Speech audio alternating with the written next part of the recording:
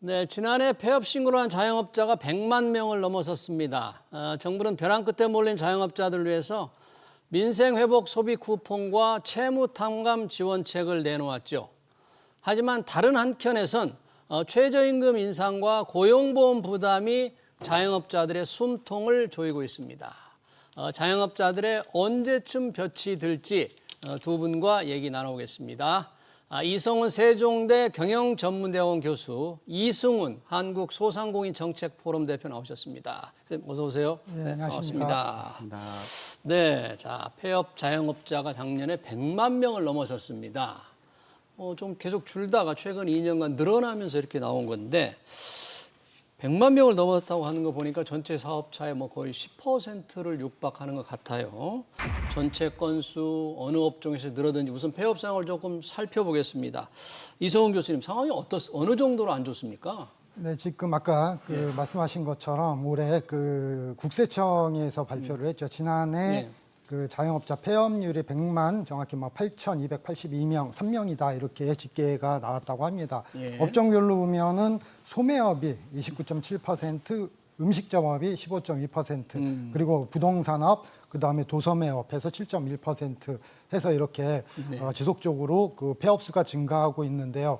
코로나 때 좀 연기가 됐죠. 코로나 때 힘들 때 우리가 정부 이제 대출이라든가 자영업 정책을 통해서 좀 이렇게 좀 줄어들었다가 자, 그런 이제 한계에 봉착한 거죠. 한계에 봉착해서 다시 결론적으로 자영업자 문제가 현실화되고 있는 그런 상황이다 이렇게 볼 수가 있겠죠. 그러네요. 네, 작년에 처음으로 이제 신고한 게 100만 명이 넘어섰으니까 그 이후에도 내수 상태가 굉장히 안 좋았기 때문에 올해 구체적인 통계는 없겠지만 올해 상황은 어떨까요? 올해 개선이 좀 되지 않았겠죠?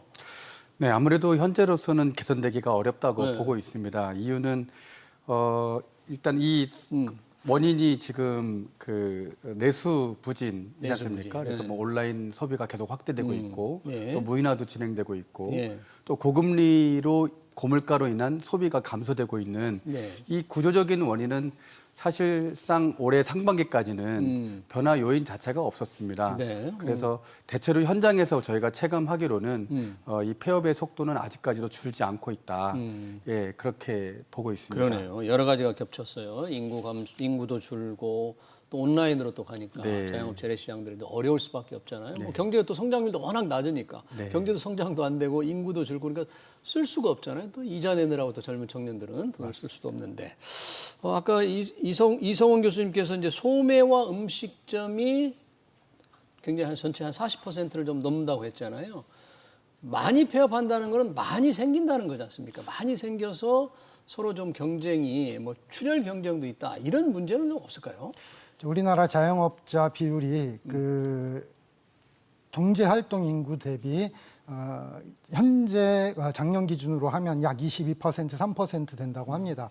자, 그게 우리나라 1980년대, 90년대 아마 30%, 40%를 고점을 찍고 지속적으로 줄어들었는데 문제는 OECD 평균이 아마 15% 안팎일 겁니다. 그러니까 미국이라든가 일본, 일본은 좀 높고요.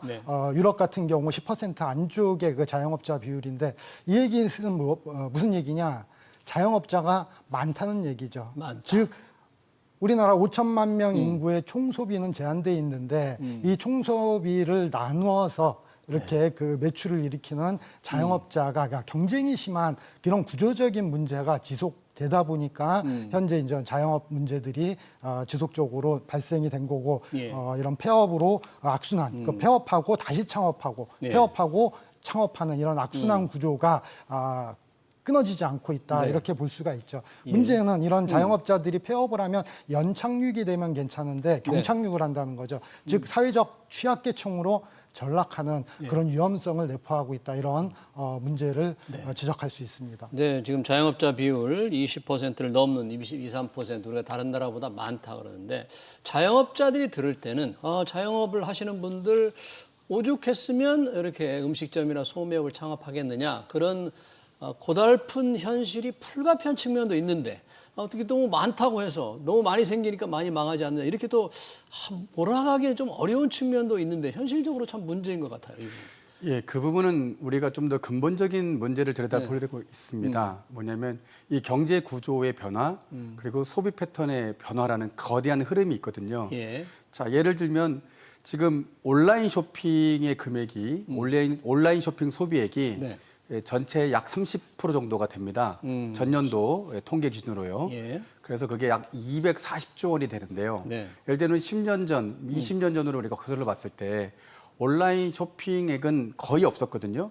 그러니까 그것을 지금 온라인 쇼핑몰이 그 파일을 많이 가져가게 된 것이죠. 그렇죠. 그래서 자영업자 숫자가 아주 미세하게 꾸준히 늘은 것은 사실이지만 예, 온라인 쇼핑이라는 근본적인 변화가 있었기 때문에 예, 자영업자 골목상권에 뿌려지는 소비액이 크게 감소한 것이죠. 예. 일단 그것이 가장 큰 주요한 원인이고요. 예. 인구 구조도 사실 우리가 경제활동 인구보다는 이제 고령 인구가 많이 늘었지 않습니까? 그렇죠. 그런 측면에서 인구 구조 변화도 상당히 큰 영향을 주고 있다. 우리가 봐야 됩니다. 그런 이제 구조적인 변화에 자영업자들이 좀 대응을 해서 네. 적응을 해야 되고 네. 그런 방안에서 생존 방안을 찾아야 될 텐데 그건 생각보다 조금 쉽지 않기 때문에 이렇게 이제 폐업이 계속 늘어나는데 그렇습니다. 한때는요 이게 폐업하는 것도 쉽지 않다 뭐 폐업 비용이 부담이다 그랬는데 그게 조금 개선이 됐습니까? 폐업하는 사람들은 어떤 문제가 있는 거예요?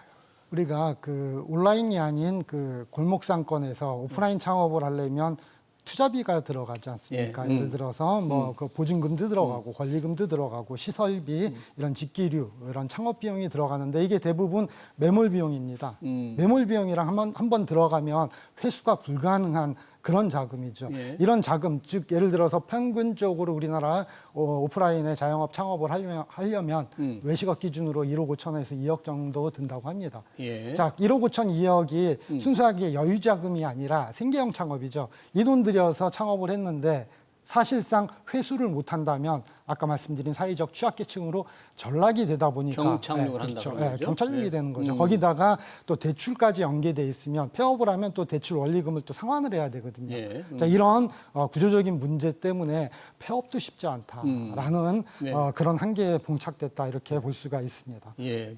폐업을 하기 전에 뭐 있는 빚을 다 갚아야만 폐업할 수 있다 그런 걸림돌이 있는데 그런 부분은 좀 개선이 됐나요? 아니면 빚은 아직도 사실 그 문제는 개선이 되지 않고 있고요.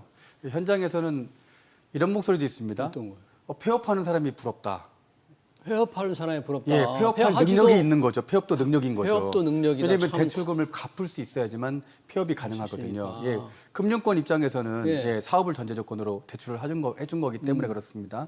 따라서 어떤 대안이 필요하고 대책이 필요하냐면 예. 예, 폐업을 해도 예, 이렇게 분할 상환할 수 있는 분할 상환. 예, 그런 뭔가 방안이 예. 현장에서는 꾸준히 요구하고 있습니다. 네. 은행들은 그런 혜택, 분할 상환 혜택을 잘 안 주는 모양이죠. 폐업해버리면 나중에 회수지 못할까 봐서 그렇죠. 일시적으로 다 받아야만 폐업 절차를 진행할 수 있도록 하는 네, 모양이죠. 이게 부실 채권화되는 것은 금융권에도 부담이 되기 때문에 따라서 이 부분은 정책금융 차원에서 대안이 마련돼야 한다고 그렇게 보고 있습니다. 네, 지금 이 폐업하는 건 폐업하는 사람이 부러울 정도라니까 폐업 장사하는 분들도 어려운데 오죽하면 이런 자조 섞인 얘기까지 나오겠느냐 참 예. 답답합니다. 자영업자들의 현상을 얘기하면 얘기할수록 참 힘드는데 그런 와중에 지금 자영업자들 폐업하는 가장 큰 이유가 이제 내수 부진이라고 아까 얘기해 주셨잖아요. 내수 부진 물건이 안 팔리니까. 근데 그 관련해서 자영업자들은 지금 최저임금 내년도 최저임금 협의가 진행되고 있는 거를 굉장히 주목하고 좀 불안한 마음으로 바라보고 있습니다. 왜냐하면 당초 노동계에서는 두 자릿수 이상 상승을 요청했는데 몇 차례 협의한 끝에 좀 많이 좁혀졌다고 그럽니다. 지금은 노동계는 11,020원, 올해보다 990원 올린 상태로 요구하고 있고요. 경영계는 120원, 올해보다 1,150원을 요구하고 있는데 자. 굉장히 격차는 좀 좁혀졌습니다. 이런 건 어떻게 보십니까, 자영업자들이? 자, 자영업자 입장에서 그 비용 부담은 결국 본인의 수익하고 직결이 됩니다. 그러다 보니까 인건비 부담으로 인해서 자영업자의 그런 수익성이 악화되는 부분들이 없지 않아 있겠죠. 예. 자, 최저임금은 인상돼야죠. 인상되는 것은 방향성이라든가 예. 그 사회 구조적인 그 측면에서 복지 차원에서라도 인상이 돼야 되는데 자, 이런 부분들이 그 자영업자의 부담을 주는 방향으로 단기적으로 급격하게 오르게 되면 예. 자영업자의 그런 취약성을 더 악화시킬 수 있는 그런 요인이 될 수도 있다라고 보는데요. 예. 자, 그러면 또 하나의 문제가 있습니다. 자영업자의 그 비용 부담 중에 그런 인건비가 그 폐업을 하는데 수익성에 지대한 영향을 미칠 것이냐라고 봤을 때 실은 인건비만 있는 건 아닙니다. 예. 인건비 때문에 폐업한다라는 것 또한 이런 그 하나의 일면만 바라보는 관점이죠. 예. 자, 지금 여러 가지 물가도 인상이 되고 그다음에 고환율 그다음에 그 높은 예. 그 원유 가격, 국제 정세의 불안 이런 부분들 때문에 어려움이 가중되고 있지만 자영업자 비용 중에서 가장 큰 비용을 차지하는 게 임대료. 그다음에 재료비. 자, 재료비는 원가의 상승, 국제 원유가의 상승, 이런 금리의 상승, 이런 부분들 때문에 재료비의 상승, 임대료의 상승. 네. 임대료는 한번 올라가면 떨어지지 않지 않습니까? 네. 그 다음에 이제 최저임금 기반한 인건비의 상승. 네. 자, 이런 그 복합적인 원인에 의해서 자영업자들의 그런 그 문제가 야기되는 것이고요. 예. 자, 그렇게 치면은 1인 자영업자 비율이 상당히 높거든요, 우리나라. 1인 자영업자는 고용 없는 자영업자거든요. 고용 없는 자영업자들. 저는 이걸 자영 노동자라고 표현하는데 자영노동자. 네, 자영 노동자입니다. 자영 노동자들이 상당히 많습니다. 자, 이렇게 그 1인 창업자죠. 1인 예. 창업자 비율이 상당히 높게 나타나는 그 통계도 있고요. 자, 이런 부분들은 결국은 1인 자영업자들이 폐업하는 이유가 인건비 부담 때문이 아니라 결국 아까 네. 우리 저희 대표님께서 말씀하신 구조적인 문제들, 그다음에 소비 심리의 위축, 예. 그다음에 전체적인 소비 패러다임의 변화 이런 부분에서 더 이상 버티지 못하는 이런 구조적인 문제에 복합적으로 기인하는 것이다. 네. 저는 그렇게 바라보고 있습니다. 자영업자를 어렵게 하는 게 이제 여러 가지가 있겠죠. 임대료, 재료비, 이제 인건비도 있는데 제가 인건비에 이제 관심을 갖는 건 최저임금위원회가 곧 이제 결정을 임박한 것 같아요. 이제 격차는 많이 줄었는데 여전히 노동계는 9.9% 좁혀진 게, 경영계는 1.2% 아직도 상승률의 차이가 좀 큰데 이 9.9%면 10%에 육박하는 거거든요. 자영업자 소상공인들 이 정도 좀 수용이 어려울까요? 이것도 계속 지금 안 된다 이런 입장인 거죠. 네, 만약에 노동계의 입장이 그대로 받아들여져서 예. 약 9%대의 9%? 인상이 된다. 네. 그럼 사실 현장에서는 엄청난 충격을 받습니다. 엄청난 예, 그 충격을. 이유가 뭐냐면 네. 아까 이제 1인 자영업자 사례도 들으셨는데 네. 실질적으로 대부분의 자영업자는 이 초단시간 근로자라든지 비정규직 근로자들을 많이 사용을 하고 있거든요. 그러면 자기 노동 시간이 더 증가하게 되는데 예. 지금 전체적인 자영업자의 비중을 보면 예. 연령대가 젊은 분도 계시지만 고 연령대 분들도 꽤 많이 계십니다.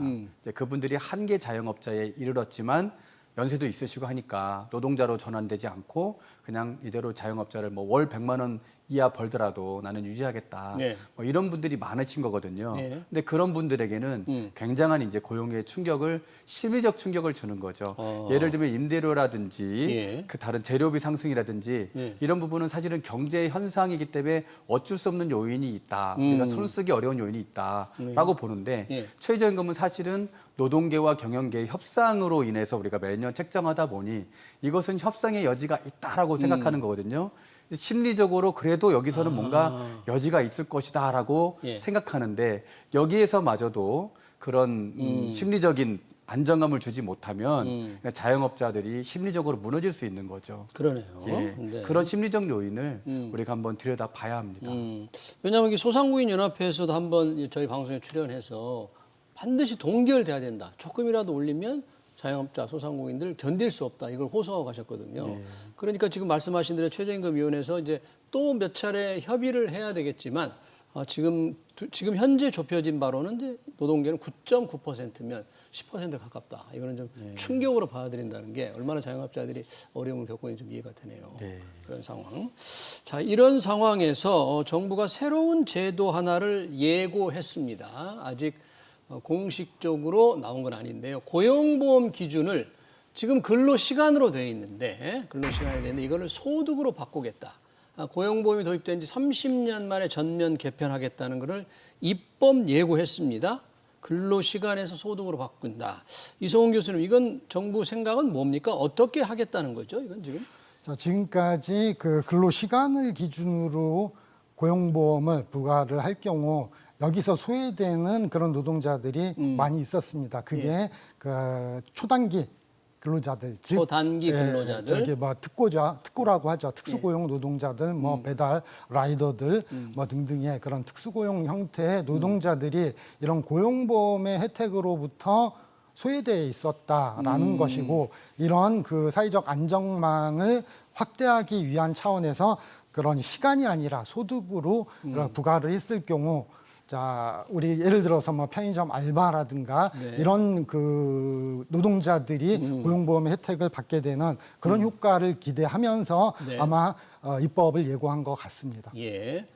고용 사회적 안전망을 강화하는 측면, 이렇게 이제 일을 하다가 그만두는 분들, 아무리 적게 일해도 초단기 근로자 주당 뭐 15시간 미만으로 일하는 그런 근로자들도 그렇죠. 뭐 잠시 일을 못하게 될 경우 실업급여를 받게 함으로 사회적 안전망을 강화하자는 취지인데, 입법 예고만 된 걸 가지고도 자영업자, 소상공인들은 조금 걱정된다. 고용보험료를 일하는 근로자만 내는 게 아니라 사업주도 내는데 그 부담 만만치 않다. 이런 반응이 벌써 나오던데요, 그분?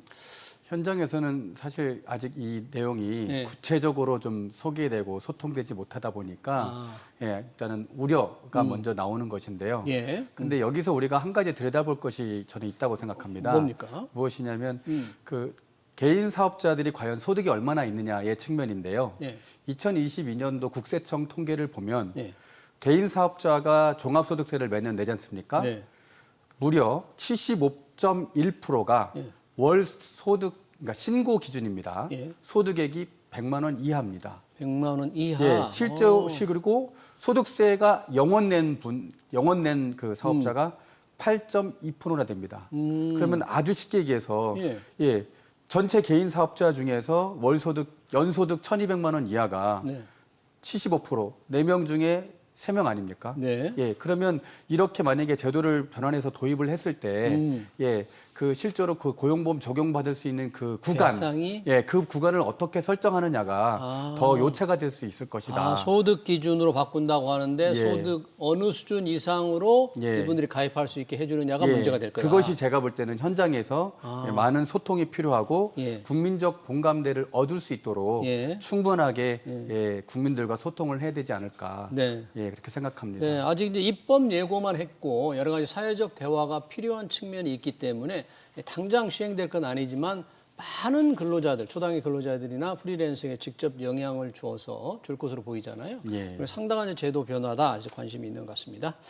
자, 지금 저희들이 자영업자 어려운 점을 얘기하고 있는데 다행스러운 건 추경이 편성이 돼서 이제 곧 집행됩니다. 민생회복 소비 쿠폰 13조 2천억 원이 이제 21일부터 신청을 이렇게 하게 되는데, 뭐 자영업자들 이 정도면 조금 뭐 회복될 수 있는 마중물 역할을 할까요?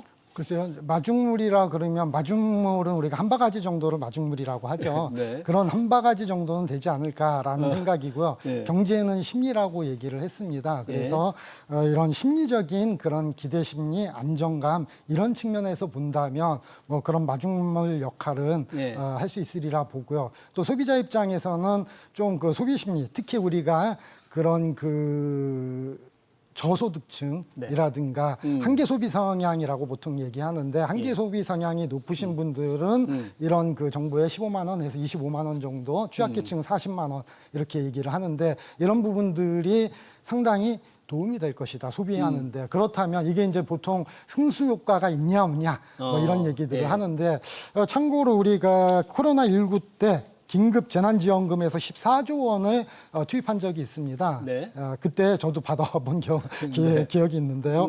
자, 이 승수 효과가 약 23조 원 됐다라는 뭐 통계도 있고요. 근데 이게 실제 뭐 14조 원이 생산 유발 효과를 통해서 GDP에 얼마나 영향을 미치느냐, 승수 효과를 따지다 보면 실은 한계가 있죠. 네. 그 우리나라 경제 규모가 이 14조 원이 13조 원이 들어갔다고 해서 GDP가 뭐 몇 % 오르는 그런 승수 효과를 기대하긴 어렵다. 예. 자, 그렇지만 네. 그런 결국은 소비자의 그 소비 심리 회복, 자, 이런 소비 심리 회복에 바탕한 자영업자들의 단기적인 심리적 안정감 이런 측면에서는 그나마 조금 아까 말씀하신 마중물의 역할을 네. 하지 않을까 이런 생각을 하고요. 네. 근데 문제는 뭐 특정 매장 쏠림 현상이 분명히 있을 겁니다. 특정 매장에 쏠린다. 예, 그렇죠. 왜 장사 잘 되는 안 데가 되는 것도 있고, 있고 그러니까. 안 되는 데도 있고. 자, 그렇다면 장사 잘 되는 데는 이 효과를 좀 더 볼 것이고, 좀 장사가 안 되는 데는 효과를 좀 못 보실 거고.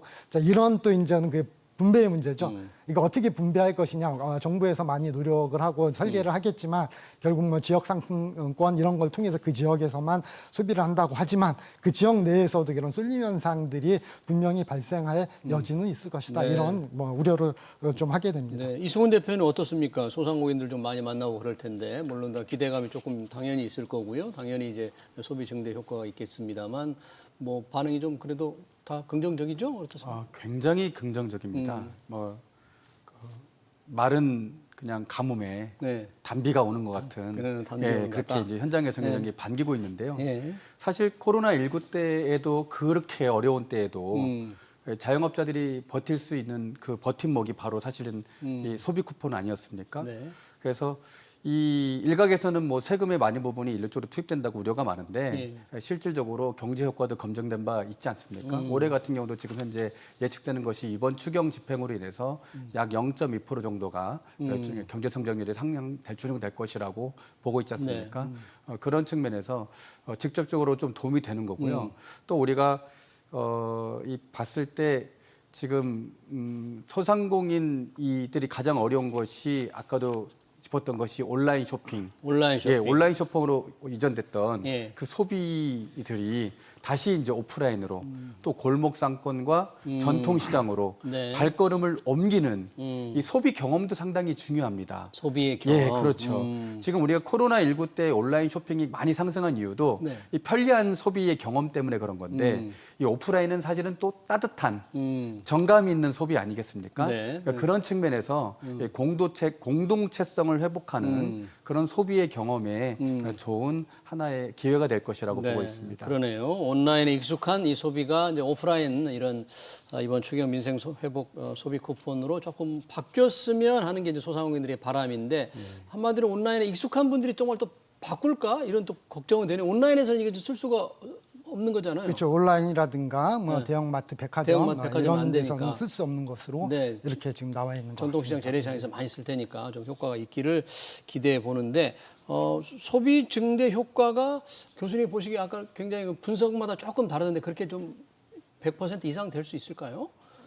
소비. 예, 소비가. 예, 뭐 단기간에 그런 그 신용카드라든가 지역 예. 상품 사랑권, 뭐 지역 사랑 상품권, 뭐 이런 부분들을 통해서 이렇게 쓰게 돼 있기 때문에 단기적인 효과는 분명히 아까 대표님 말씀하신 것처럼 있을 것이다라는 생각이고요. 그게 아까 말씀하신 0.1% GDP 아마 그 안팎 그 이하가 될 수도 있을 것입니다. 우리나라 뭐 규모가 네. 그런 그 13조 원을 투입했다고 해가지고 경제에 엄청난 영향을 끼치고 경제 그 성장에 영향을 끼칠 정도의 금액은 아니라고 보고요. 네. 자, 그런 측면에서 본다면 결국은 심리적인 요인이다.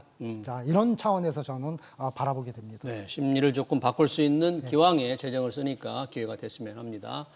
또 하나 이번 추경 관련해서 자영업자들에 대한 채무 탕감입니다. 7년 이상 갚지 못한 5천만 원 이하의 빚 탕감해 주기로 했는데 참 빚더미를 짓눌린 자영업자들 이것도 역시 가뭄의 단비로 받아들이십니까? 이 부분은 어떻게 보고 있습니까? 지금 자영업자들께서.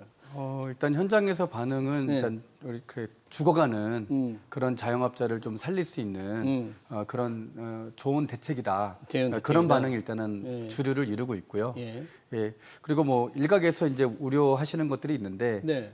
자영업자들은 이렇게 보는 겁니다.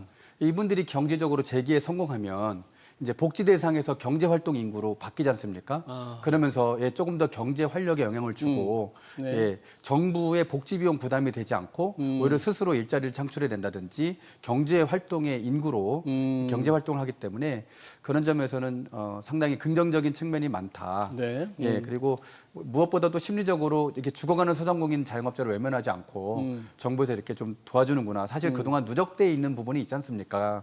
예, 여러 가지 코로나19도 지났고 예, 이런 부분에서 지난 또 3년 동안 소상공인 자영업자 대책도 많이 부족했고요. 네. 그것이 현장의 평가 아니겠습니까? 네. 그런 측면에서 이 정책은 상당히 좀 심리적으로도 그렇고 실효적이다. 이런 반응입니다. 그러네요. 자, 자영업자들의 지원 대책이 여러 가지 지금 얘기하고 있습니다. 민생회복, 소비 쿠폰, 비탄감. 자영업자들이 어렵기 때문인데 다 어려운 것 같지만 꽤 잘 되는 재래시장도 있더라고요. 서울 마포의 망원시장, 저희 방송에서 한번 얘기를 했습니다만 굉장히 활성화되어 있다는데 이렇게 소비 쿠폰을 나눠준다든지 빚을 줄여주는 것은 뭐 이렇게 매차 계속 할 수 있는 건 아니지 않습니까? 이 자영업자들이 좀 더 경쟁력을 가할 수 있는 무슨 근본적인 대책도 필요할 텐데 그런 대책은 어떤 게 있을까요?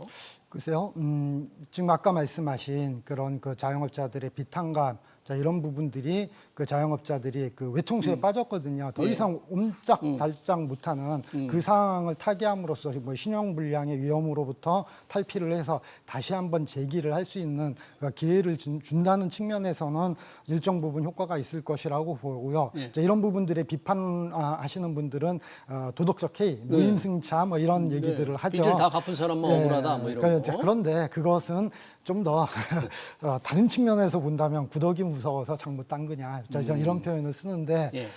진짜 중요한 것은 그 내가 한번 신용불량이라든가 그런 그 외통수에 걸렸을 때 얼마나 심리적인 압박감을 받느냐. 우리나라 OECD 국가 중에 자살률 1위입니다. 네. 경제 문제가 상당한 영향을 끼칩니다.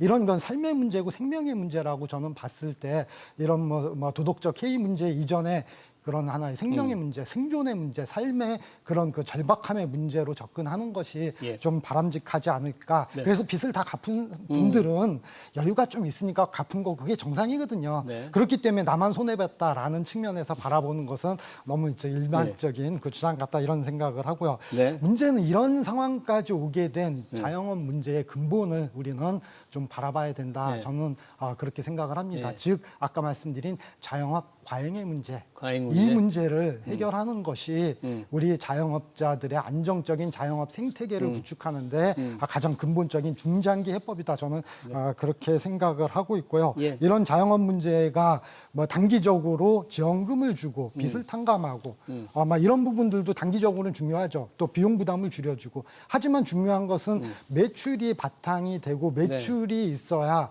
고용을 할 수 있고 또 자영업자가 고용을 하게 되거든요. 소상공인들의 고용이 전체 고용 시장의 70% 정도 된다고 합니다. 즉 고용하고 최저임금 이상 지불할 수 있는 능력이 있는 소상공인들을 육성하는 것. 네. 자, 이런 정책들이 중요하지 않을까 저는 알겠습니다. 그렇게 생각을 합니다. 네, 이승훈 대표님도 짧게 한번 우리 소상공인 자영업자들을 위한 근본적인 대책이 있을 방법이 뭘까?